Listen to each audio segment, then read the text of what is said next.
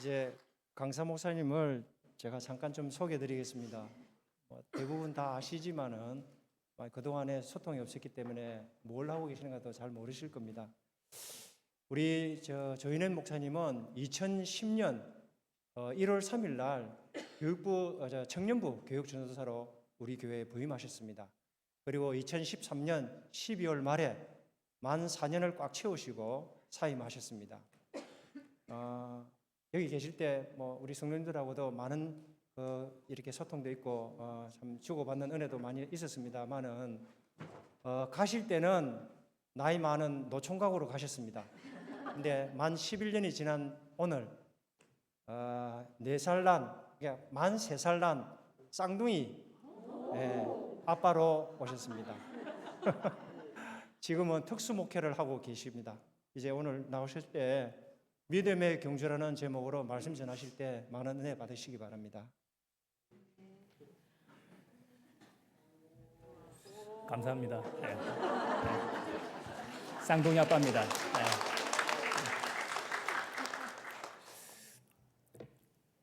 너무 거하게 소개하신 것 같은데 그건 다 잊어버리시고 오늘 선곡 탁월한 것 같습니다. 제가 우리 아이들한테 요즘 세뇌시키는 곡이 이 곡이거든요. 난 아빠가 좋더라. 그러면 아이가 일어나서 저한테 달려오면서 난 아빠가 좋더라고 저한테 안깁니다. 그 아마 아빠들은 아실 겁니다. 혹시 그런 거를 경험을 못하신 아빠들은 회개하십시오. 딱 어떻게 그걸 아시고 그 곡을 딱 선곡하셔서 주님께는 좀 죄송스러운 마음이 있습니다만은 우리 아이들한테는 제가 이제 찬양을 한 곡씩 이렇게 가르쳐주고 노래도 틀어주고 그러면 특히 제가 이제 일남일녀거든요. 아들 하나, 딸 하나. 근데 이제 아들 녀석이 특별히 이렇게 노래를 좋아해요. 그래서 그 아이가 이 노래를 특별히 저한테 달려오면서 이 노래를 많이 부릅니다. 난 아빠가 어린이집 가가지고 난 아빠가 좋더라 이러고. 하여튼 오늘 선곡 너무 감사합니다. 제가 더 은혜를 받았네요. 여러분 안녕하세요. 그리스도 우리 주님 안에서 극한 다들 평안하셨죠? 네, 저도 잘 지냈습니다. 평상시에 오후 예배 이렇게 많이 나오시는 거죠? 특별히 한 10년 이상 떠났다가 노총각 온다고 하니까 더 와 계시고 그런 건 아니죠? 이 장로님들도 계시고 반가운 얼굴들 대부분 다 반가운 얼굴들이신데 제가 주부를 보니까 당시 그 당회원의 막내이셨던 우리 김학원 장로님이 지금 선임 장로님이시더라고요. 축하드립니다. 그만큼 세월이 좀 많이 이제 흘렀다는 얘기겠죠. 당회원들도 다 이제 교체되시고 무엇보다 너무 좋은 목사님. 제가 잠시 와서 짧게 이렇게 담화를 나눴습니다만은 목사님 너무나 열정적이시고 비전도 명확하시고 무엇보다 이게 또 개척교회를 하시려고 하시다가 하나님께서 너 그렇게 할 거 이왕이면 성광교회 가서 개척해라. 그래서 여기 오셨다고 그러더라고요. 여러분 좋으시죠? 이 정도 위임도 되신 걸로 알고 있는데 다시 제가 물어볼게요. 여러분 좋으시죠? 네, 저도 좋습니다. 제가 사역했던 교회니까 잘 돼야 되잖아요. 제가 지나왔던 교회인데 내가 담임으로 못 가니까 잘 되든가 말든가 아닙니다. 제가 사임한 이후로 매주마다 자주는 아니지만 주일날은 제가 사역했던 성광교회만 그런 게 아니라 제가 사역했던 교회들을 위해서 막연하게나마 제가 기도를 해왔습니다. 그게 또 목회자로서 당연히 저는 도리라고 생각을 하고요. 그 기도가 다서는 아니겠지만 그래도 이렇게 훌륭한 목사님이 새로 부임하셔서 교회가 다시 주님의 길을 또 걸어간다는 것이 얼마나 반갑고 감사하고 좋은지 모르겠습니다. 들어보니까 제가 또 청년부 담당이었잖아요.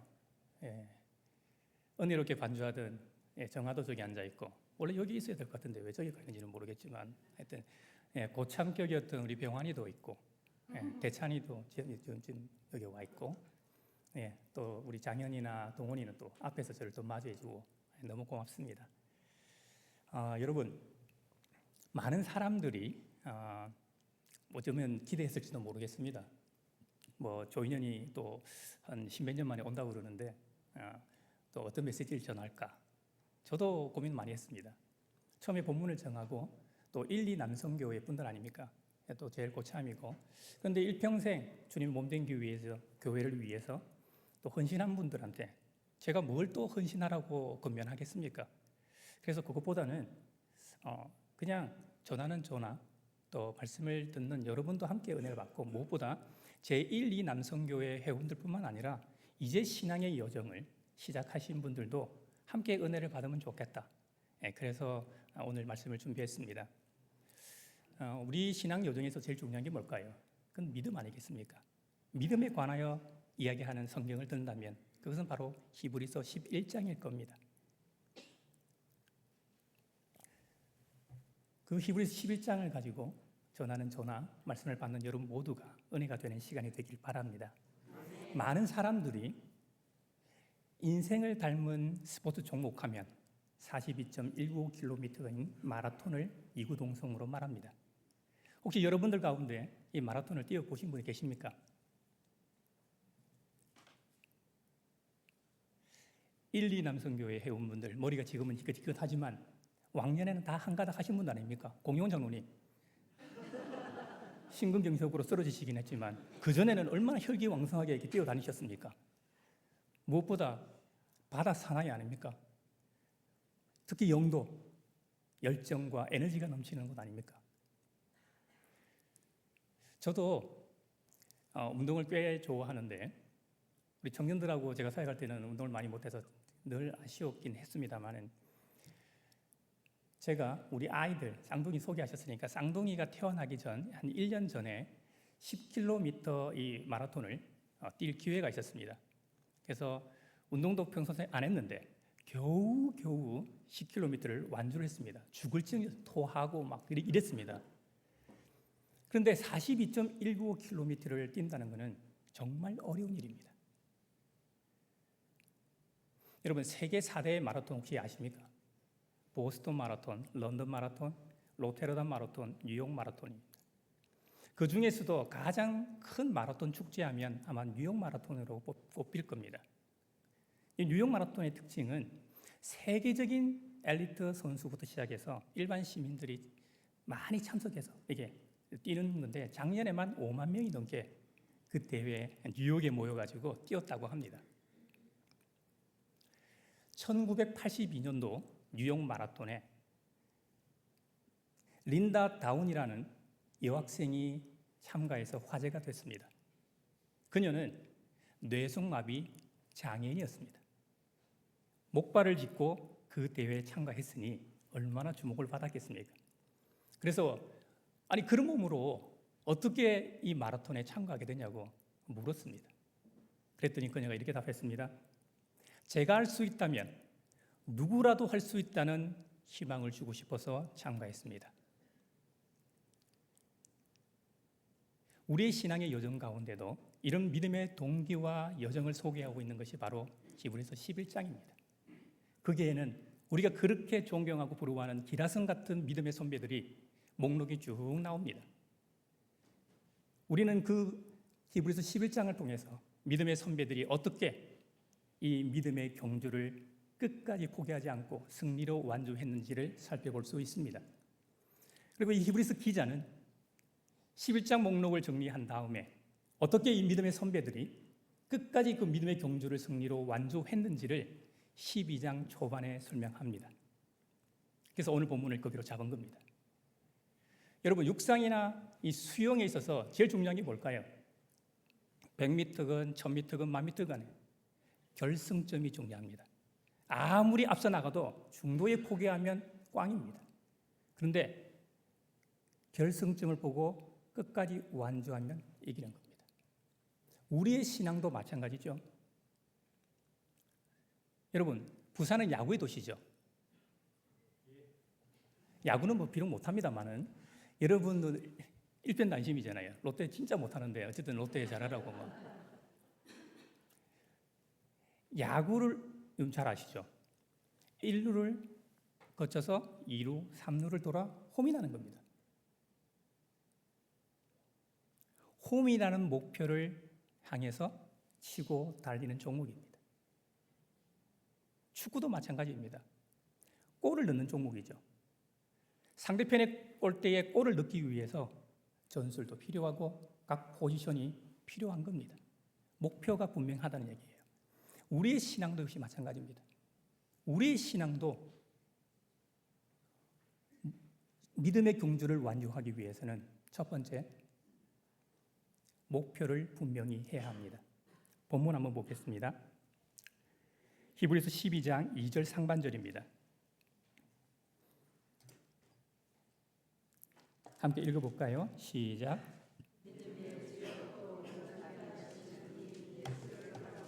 네, 거기까지요.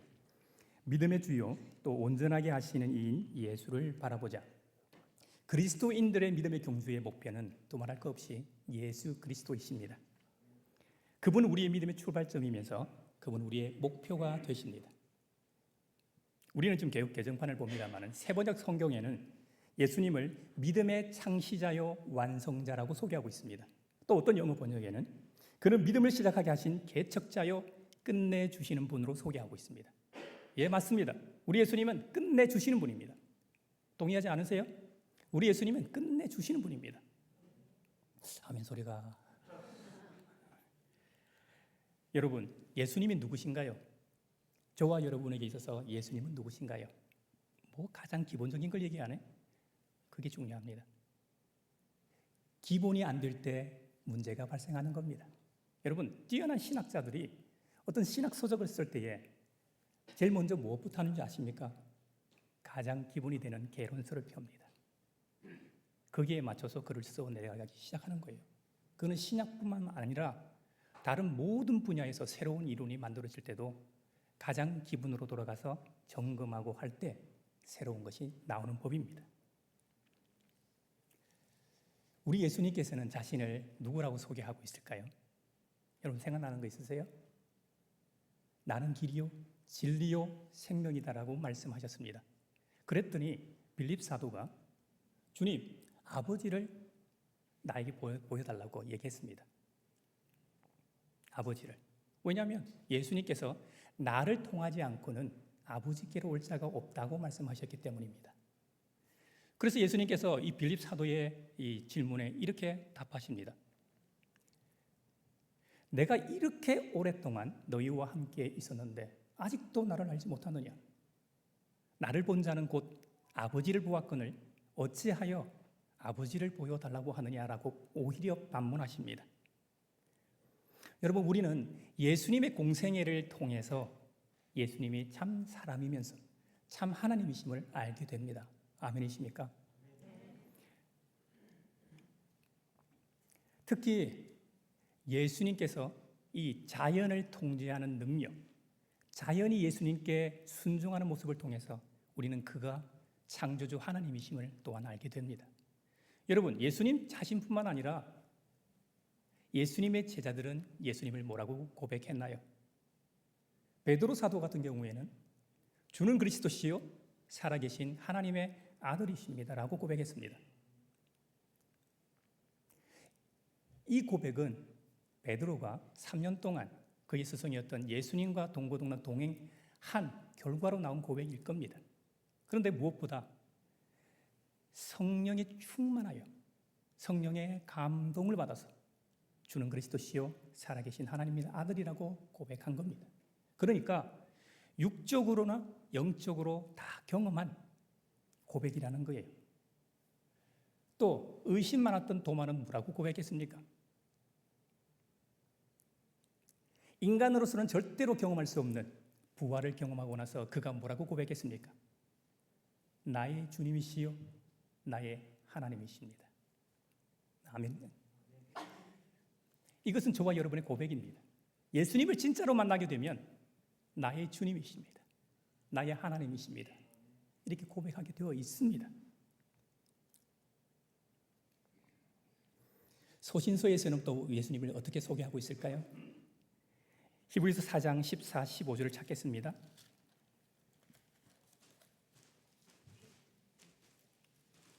히브리서 4장 14절, 15절입니다.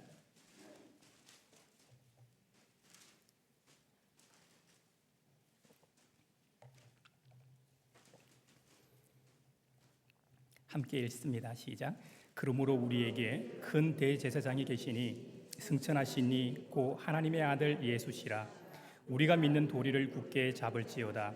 우리에게 있는 대제사장은 우리의 연약함을 동정하지 못하실 리가 아니요 모든 일에 우리와 똑같이 시험을 받으신 이로되 죄는 없으시니라. 아멘. 한마디로 말하면 우리 주님은 누구보다 나를 잘 알고 계시고 누구보다 나를 잘 이해하신다는 말입니다. 여러분, 이 세상에서 우리가 살아가다 보면 추위나 더위, 배고픔이나 육체적 여러 가지 고통을 만나게 됩니다. 그리고 관계로 이 실패로 인해서 괴로워하기도 합니다. 그렇지 않습니까? 그것은 세상에서 일어나는 일이 아닙니다. 교회 안에서도 관계 때문에 시험 들고 시험 받고 힘들어합니다. 오늘 이 구절은 우리 예수님께서 죄의 유혹에 노출되어 있는 연약한 인간의 본성, 그 실체를 경험하셨다는 말입니다. 여러분, 우리 예수님 한번 보십시오. 예수님은 우리와 똑같이 성육신 하셔서 육신의 장막을 입고 계셨습니다. 그래서 피곤하면 주무셨습니다. 얼마나 고냈는지 배 선미에서 풍랑이 있는데도 고나게 주무셨어요. 얼마나 다급했는지 제자들이 예수님을 깨울 정도로 주무셨습니다. 그리고 우리 예수님은 우리가 똑같이 배고프면 뭔가 드셔야 됐습니다. 그리고 친한 친구였던 나사로가 죽자 울기도 하셨습니다. 그것뿐이 아닙니다. 성전에서는 어떻게 했습니까? 욕까지 하면서 대판 싸웠습니다. 우리가 똑같은 성정을 가지신 분입니다. 저는 그래서 우리 주님이 좋습니다. 그냥 말씀으로 천지만물을 창조하시고 지금도 살아계시지만 나와는 좀 동떨어져 있고 저 하늘에서 나를 그냥 우두커니 지켜보고 계신 분이 아니라는 얘기예요. 직접 그분이 내려오셔서 당신이 만드신 피조물처럼 피조물의 옷을 입고 똑같이 굶기도 하고 똑같이 울기도 하고 똑같이 감정을 느끼며 똑같이 힘든 시간을 보내셨다는 거예요. 그게 위로가 됩니다. 그게 은혜가 돼요. 그래서 저는 그 우리 예수님이 너무 좋아요. 무엇보다 우리 예수님은 나를 구원하신 분이기 때문에 좋습니다. 우리와 똑같은 인간이셨지만 죄가 없으셨기 때문에 우리를 대속할 수 있는 하나님의 어린 양이 되실 수 있었습니다. 여러분, 우리가 왜 해마다 사순절기를 지키며 영광된 부활을 재현합니까? 바로 하나님의 아들, 우리의 유일한 구원자 예수 그리스도 그분을 깊이 생각하기 위해서입니다. 할렐루야. 여러분, 한국 교회의 가장 자랑 중에 하나를 뜬다면 아마 1907년 평양 대부흥 운동일 겁니다. 평양 대부흥 운동 동력이라고 그럴까요? 회개와 기도라고도 다들 말합니다. 근데 그 기원을 좀 자세히 들여다보면 다른 것을 발견하게 됩니다. 1907년 평양 대부흥 운동이 있기 이전에 1903년 원산에서 먼저 시작이 되었습니다. 미국 남감리교 파송 의료 선교사였던 로버트 하디라는 분 혹시 들어보셨는지 모르겠습니다. 바로 이 로버트 하디로부터 시작했기 때문입니다. 그는 토론토 의과대학 출신입니다. 토론토 대학은 지금도 세계적인 명문이고 특히 토론토 의과대학과 병원은 지금도 세계 탑10에 들 정도로 대단한 곳입니다. 바로 이 로버트 하디가 그곳 출신이었습니다. 그런데 1890년 언둔의 땅 조선으로 하나님께서 보내셔서 이곳에 왔습니다. 더 흥미로운 것은 그가 처음에 한국에 와서 어디서 사역하신 줄 아십니까? 바로 이곳 부산에서 영도에서 10여 년간 선교 사역을 했습니다. 그런데 별 열매가 없었습니다. 그러다 다른 선교사들과 함께 원산으로 선교지를 옮기게 됩니다. 그는 전형적인 백인 복음주의 개신교인이었습니다. 이런 사람들을 와스프라고 합니다. 화이트 앵글로 섹슨 프로테스탄트, 주로 영국계 백인 앵글로 섹슨 출신이면서 장로교나 감리교, 성공회 출신들을 일컫는 영웅이었습니다. 바로 로버트 하디가 정확하게 일치하는 이 와스에 해당하는 사람이었습니다. 그는 스코틀랜드 출신의 백인이었습니다. 그리고 남감리교 파송 의료 선교사였고 세계적인 명문 토론토 의과대학을 나온 사람이었습니다. 그가 만약에 자기의 고향이었던 캐나다나 미국에 있었더라면 상류층으로 아주 안락하게 살았을 겁니다. 그런데 주님의 부르심에 응답해서 조선의 땅에 와 보니까 이거 선교를 하고 어려 봉사를 해도 영적인 열매가 열리지 않는 겁니다. 단 한 명도 로버트 하디 때문에 예수님 믿은 사람이 없었습니다. 그는 완전히 실패했습니다. 아마도 130년, 140년 전에 조선이나 조선 이 사람들을 봤을 때 미개하게 느꼈을 겁니다. 그거는 지금도 이 한국 선교사들이 참 좀 못한 데 가서 느끼는 감정이기도 합니다. 그거는 부인할 수가 없습니다. 그랬던 그 백인, 복음주의자, 가장 엘리트라고 하는 그 사람, 이 선교사들이 당시에 보편적으로 느끼고 있던 감정이었습니다. 그들은 예수님의 눈으로 조선 땅을 보지 않았습니다. 예수님의 마음으로 조선 사람들에게 다가가지 않았습니다. 그렇기 때문에 실패한 겁니다. 그렇기 때문에 어려봉사도 하고 교육기관도 세우고 했음에도 불구하고 아무런 영적 열매가 일어나지 않았던 겁니다. 목표를 분명하게 예수 그리스도를 바라봤어야 되는데 자기가 왜 이 자리에 와 있는지를 몰랐던 거예요. 그냥 민족적 우월감에 사로잡혀서 자신의 실력, 학력, 능력만 믿고 의지했던 겁니다. 그래서 실패한 겁니다. 주님을 바라보지 않고 환경을 바라보았기 때문에 실패한 겁니다. 그가 훗날 선교의 실패를 선교사들과 같은 동료 선교사들과 조선 사람들에게 고백했을 때 인간적으로 얼마나 고통스럽고 굴욕적이었겠습니까? 그런데 그런 경험을 딛고 일어났을 때 성령님의 도움으로 그는 부흥의 주역이 될 수 있었습니다. 우리도 우리의 신앙 여정에서 오직 예수님만 바라보아야 합니다. 그가 진실로 우리의 믿음의 처음과 나중이 되시고 알파와 오메가 되시고 시작과 끝이 되십니다. 그렇다면 여러분, 저와 여러분의 시선이 그분께로 고정되어 있어야 되지 않겠습니까? 경주자가 꼬린 지점을 바라보지 않으면 어떻게 되겠습니까? 여러분, 우리 예수님이 최고입니다. 여러분 지금 왜 예배드리고 있습니까? 예수님 때문에 예배드리는 겁니다. 찬양대 왜 오늘 찬양했습니까? 예수님 때문에 한 겁니다. 우리가 왜 먹습니까? 우리가 왜 쉽니까? 놉니까? 왜 동호회 활동을 하고 여러 가지 이렇게 친목 모임을 합니까? 예수님 때문에 하는 겁니다. 왜 선교를 합니까? 네팔 가서 선교하시죠? 왜 선교합니까? 우리 이만한 능력 되니까, 이만한 정도 힘은 있으니까? 아닙니다. 예수님 때문에 하는 겁니다. 성광교회가 이 지역 사회를 위해서 구제하고 봉사 왜 합니까? 예수님 때문에 하는 겁니다. 그런데 오래 하다 보면 예수님은 온데간데 없고 사역과 일만 남을 때가 있습니다. 그때는 여러분, 우리의 목표의 중심이 되시는 예수 그리스도를 다시 바라보시길 바랍니다. 두 번째로 믿음의 경주를 완주하기 위해서는 하늘 상급을 바라보고 인내해야 합니다. 히브리서 12장 1절 한번 보십시오. 하반절인데요. 상반절은 제가 읽고 하반절을 읽겠습니다. 이러므로 우리에게 구름같이 둘러싼 허다한 종인들이 있으니 모든 무거운 것과 얽매기 쉬운 죄를 벗어버리고 같이 읽습니다. 인내로서 우리 앞에 당한 경주를 하며, 인내로서 우리 앞에 당한 경주를 하며. 여러분, 운동선수들이 왜 피나는 노력을 합니까? 올림픽의 메달 때문에 하는 거 아닙니까? 금메달 한번 따보려고 각고의 노력을 하는 겁니다.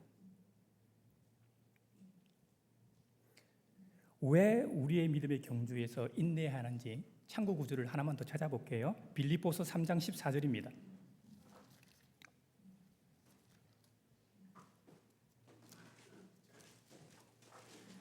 빌립보서 3장 14절입니다.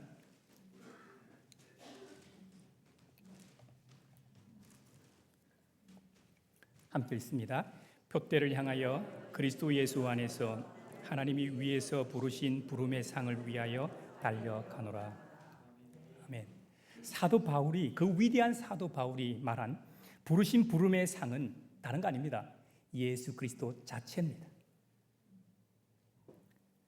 예수님을 아는 완전한 지식을 얻고자 표대를 향하여 그렇게 달려갔던 겁니다. 여러분 성지순례 갔다 오셨죠? 바울 선생님 선교하신 저 발자취 따라서 좀 걸어보시니까 어떻던가요? 가보신 분들 그냥 황량해가지고 에이 왜 이래 이거 뭐 없네 아무것도 실망하셨나요?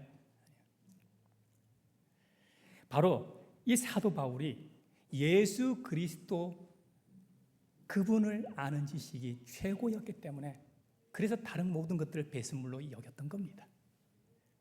그래서 모든 장애물을 인내하며 극복하며 달려갈 수 있었던 겁니다. 그러나 여러분, 장애의 극복 과정이 만만하거나 그렇게 쉬운 건 아닙니다. 여러분 한 번씩은 다 경험해 보셨지 않습니까?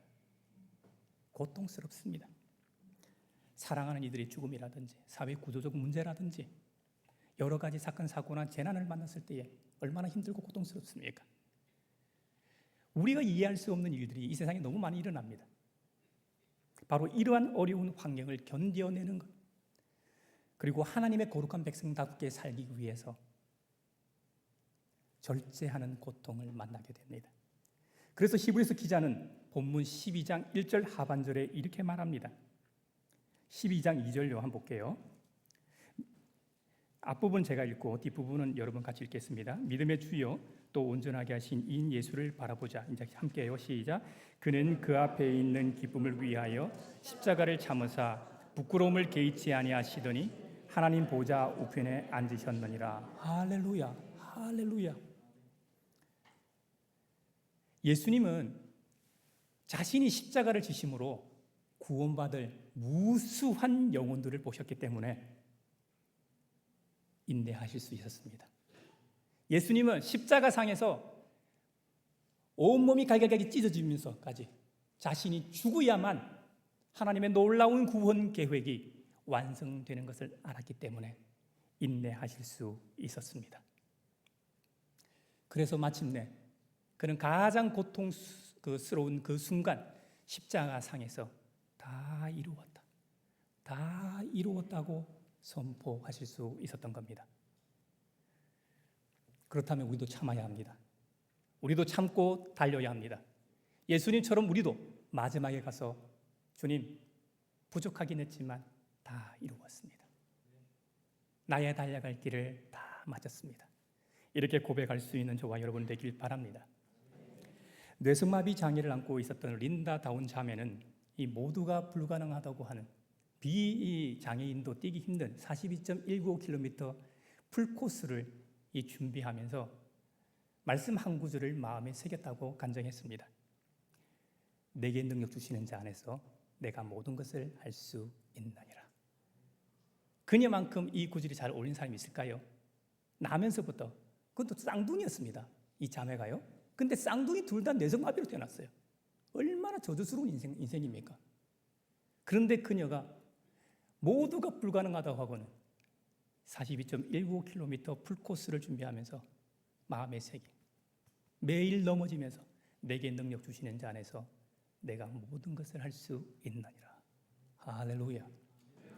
저와 여러분에게도 이 말씀이 살아서 역사하길 바랍니다. 세 번째로 믿음의 경주를 완주하기 위해서는 믿음의 동지가 필요합니다. 함께 뛰어갈 믿음의 형제 자매들, 바로 교회 공동체와 함께 뛰어가야 합니다. 히브리서 12장 1절 상반절을 보겠습니다. 함께 읽겠게요. 시작. 이러므로 우리에게 구름같이 둘러싼 허다한 정인들이 있으니, 한 번만 더요. 시작. 이러므로 우리에게 구름같이 둘러싼 허다한 정인들이 있으니. 아멘. 여러분, 믿음의 경주에서 만나는 여러 가지 이런 애로사항들을 극복하는 가장 좋은 방법은 여럿이 함께 할 때 이겨내는 법입니다. 그렇지 않습니까?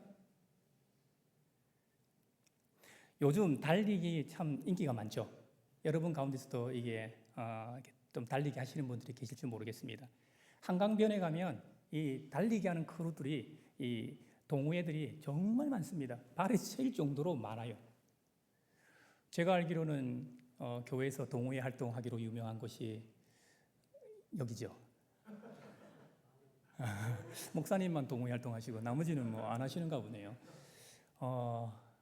표정을 보니까 동호회 활동 다들 이렇게 하신다는 표정이신데 제가 사역할 때 그때쯤에 이제 시작했던 걸로 제가 기억하는데 제 기억으로 맞는지는 모르겠습니다만 그때는 뭐 배드민턴도 이렇게 모임이 있었고 큐트 같이 아기자기한 그런 모임들도 있었고 악기를 배우면서 연주하는 뭐 그룹들도 있었고 또 특히 남자 성도님들은 등산 동호회를 즐겨 하셨던 걸로 알고 있습니다. 혹시 이 등산 우리 준산악인인 우리 최경우 장로님 혹시 오늘 안 보이시네요? 예. 뭐 제 기억으로는 100대 명산을 이제 완주를 남겨두고 계신다고 들었습니다. 지금쯤은 벌써 완주하고도 뭐 여러 번 올랐던 산들도 많겠죠. 제가 오늘 이제 서울에서 내려오면서 이제 비행기를 타고 이렇게 쭉 내려왔는데 저는 이제 내려올 때는 좌측에 앉는 걸 좀 좋아합니다. 왜냐하면 좌측에 앉게 되면 한반도를 쭉 이렇게 보면서 갈 수 있어요. 그래서 쭉 이제 충청도 좀 지나오니까 속리산하고 월악산, 소백산, 태백산, 그래서 좀 더 멀리 치악산까지 눈 높인 이게 설경이 너무 아름답게 들어왔습니다. 물론 제가 이렇게 경치만 구경한 거 아니고 내려오면서 기도했습니다.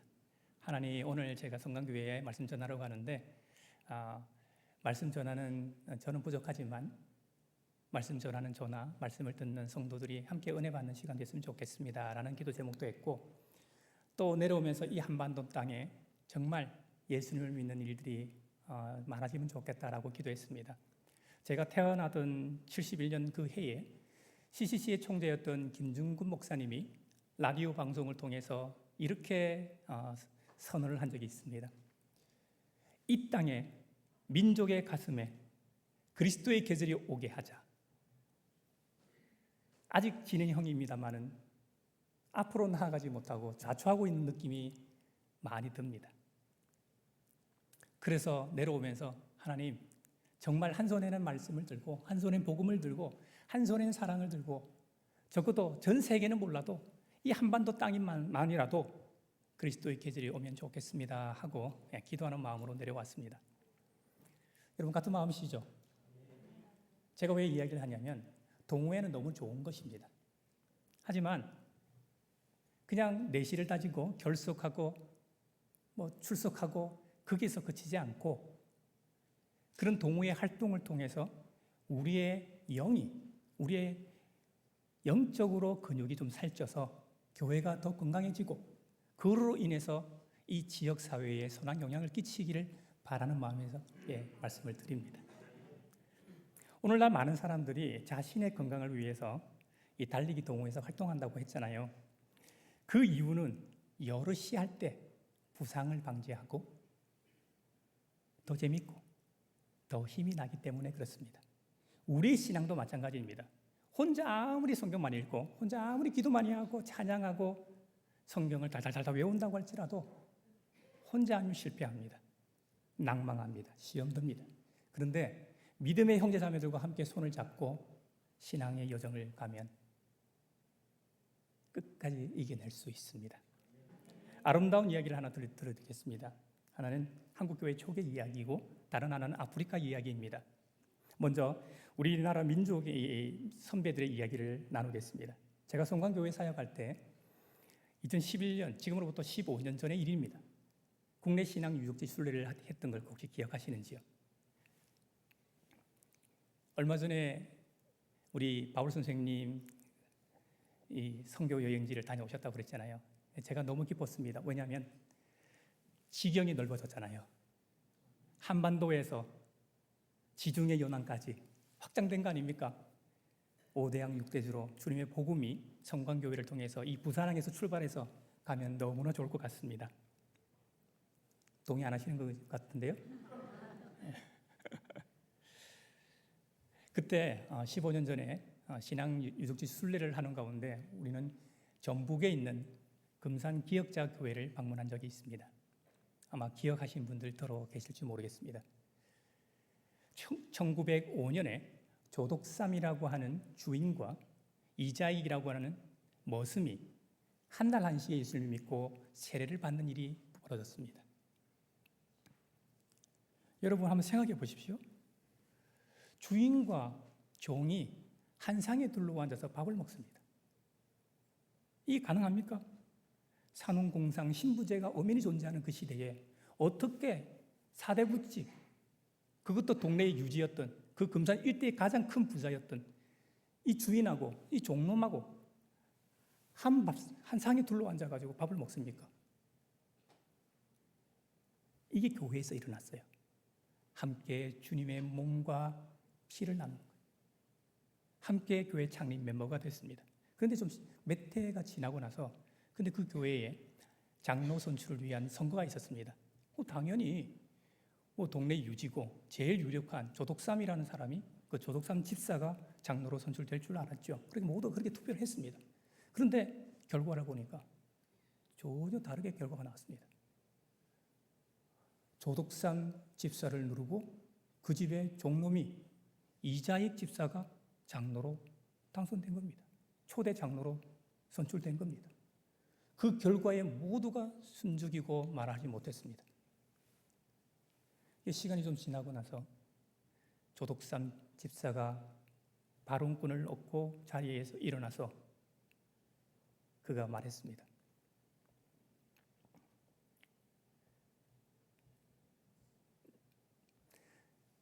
여러분, 이 결정은 하나님이 내리신 결정입니다. 우리 금산교회 교인들은 참으로 훌륭한 일을 해내셨습니다. 우리 집에 일하는 이자익 집사는 신앙에 있어서 저보다 더 열의가 있는 사람입니다. 저는 교회의 결정에 순종하며 이자익 장로를 받들어 열심히 교회를 섬기겠습니다.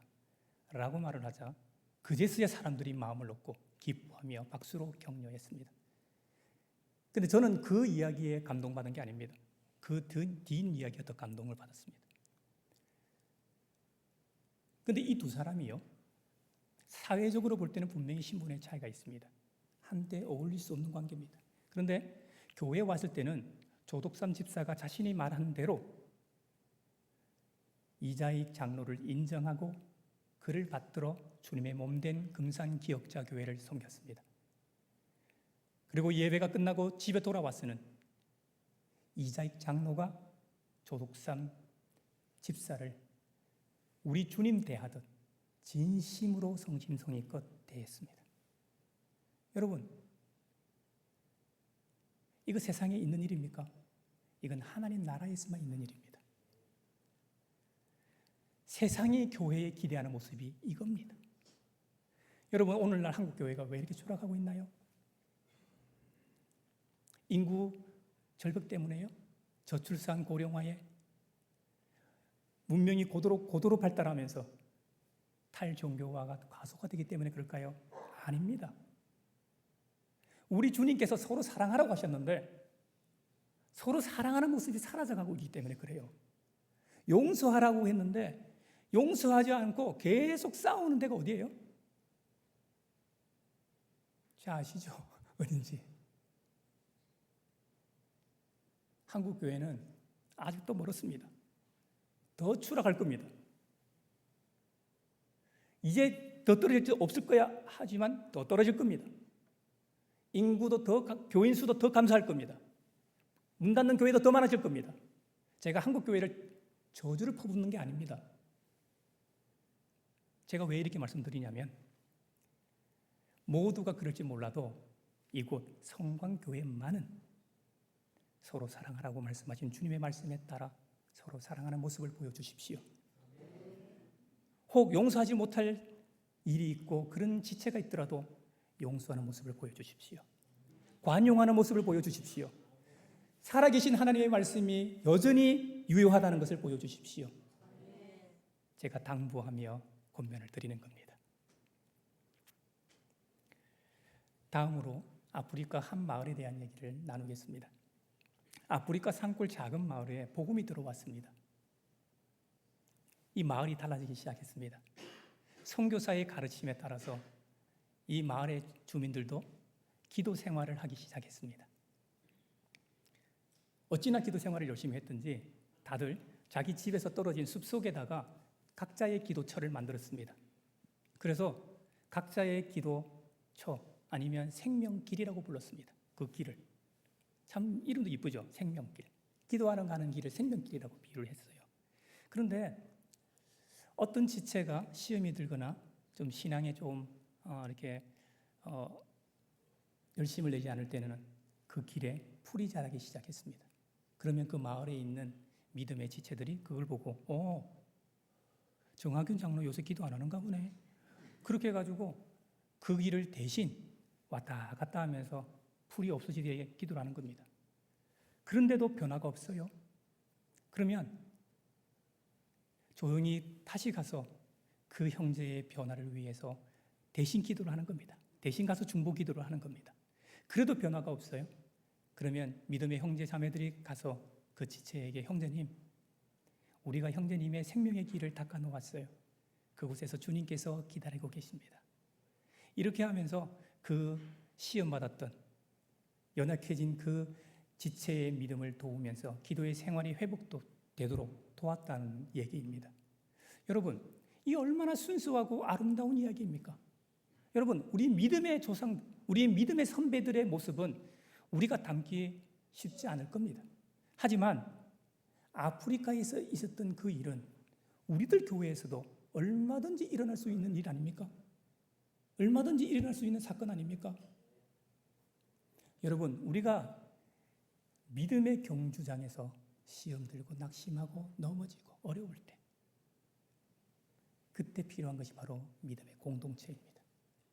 나를 위해서 기도해 줄 수 있는 믿음의 형제, 믿음의 자매. 그래서 믿음의 공동체인 이 교회가 중요한 것입니다.